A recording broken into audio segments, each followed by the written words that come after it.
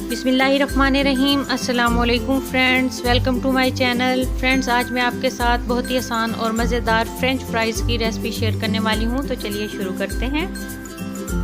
अगर आप मेरे चैनल पर नए हैं तो मेरे चैनल को सब्सक्राइब करें, मेरी वीडियोस को लाइक करें और शेयर करें फैमिली और फ्रेंड्स के साथ। आलू को धोकर खुश्क कर लिया है। अब इसकी साइडों से इस तरीके से काट देंगे और इस तरीके से छुरी से इसके बड़े बड़े पीसेस कर लेंगे पहले।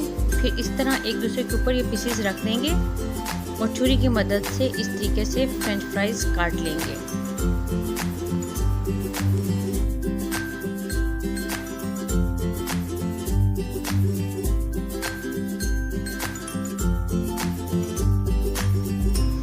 अब इसको एक बाउल में डाल लेंगे।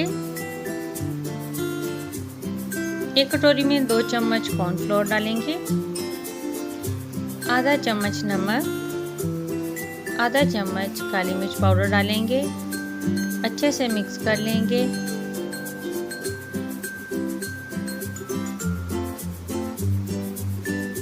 अब ये आलूओं के ऊपर इस तरह डाल देंगे और चम्मच की मदद से अच्छे से मिक्स कर लेंगे ताकि तमाम आलूओं पे अच्छे से कोट हो जाए।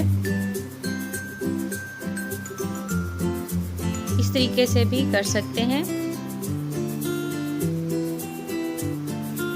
तो अच्छे से कोटिंग हो गई है।